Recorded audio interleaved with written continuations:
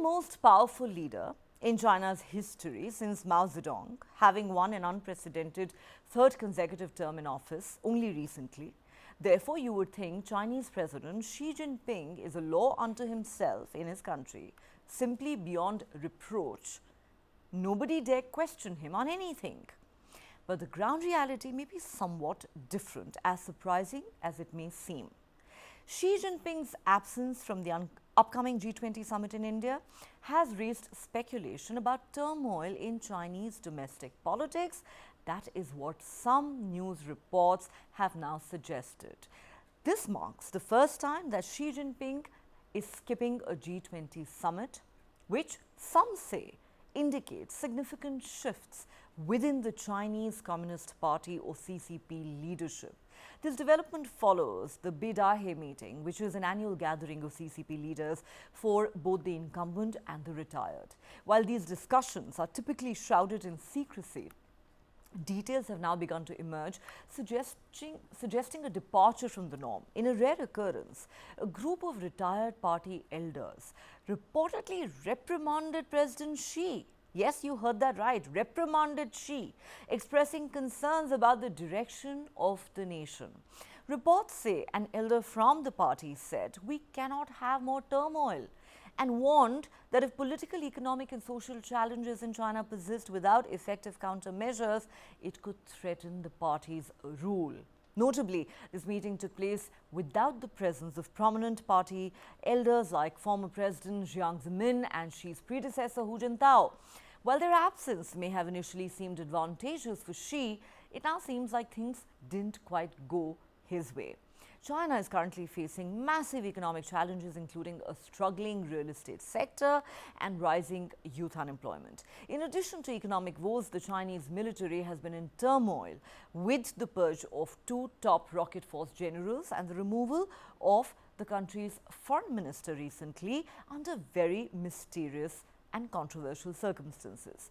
These developments have raised concerns among the party elders who played pivotal roles during China's economic ascent. The central figure amongst these elders was Zhen Xinghong, a former vice president and close aide to the late former president Jiang. Xi Jinping's response to the criticism has been telling as he vented his frustration. I'm not saying it, news reports do, that he vented his frustration and pointed fingers at his predecessors, Deng Xiaoping, Jiang Zemin and Hu Jintao. He's reported to have said, and I quote, "All the issues that were left by the previous three leaders are on my shoulders. Am I to blame?" Now, this internal turmoil coincides with President Xi's decision to skip not only the G20 summit in India, but also the BRICS summit in South Africa recently. Additionally, with no breakthrough in stalled US-China relations in sight and ongoing economic challenges, uncertainty over whether President Xi will attend the Asia-Pacific Economic Cooperation Forum that's coming up in San Francisco in the US in November this year is now raising concerns both domestically and internationally. In this intricate web of Chinese politics, the recent developments in President Xi's absence from international summits, reports say, signal a shift in the dynamics of the CCP leadership.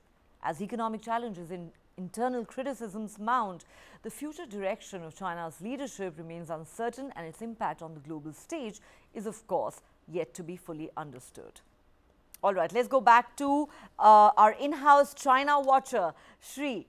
Shri, this is such a fascinating story. While there is really no way for us to know for sure what exactly happened behind the closed doors at that meeting, but going by these reports, I mean, for starters, it's inconceivable that somebody can even reprimand Xi Jinping, and then to think that he's been warned that the country is headed in the wrong direction, it cannot afford any more turmoil, and if things continue in this fashion, there's going to be trouble for the party and its rule in that country. And again, if these reports are to be believed, a rather flustered Xi Jinping sounded rather defensive, saying, "Don't blame me, it's not all my fault. It's also about what my predecessors did or didn't do." The question is, even though we've been talking for days now about Xi's controversial decision to skip the G20 summit, with most linking it to India's, dispute that China had, to the dispute between the two countries at the line of actual control. But again, going by this report, it would seem it may have more to do with the internal political dynamics and turmoil in that country. What do you make of these reports?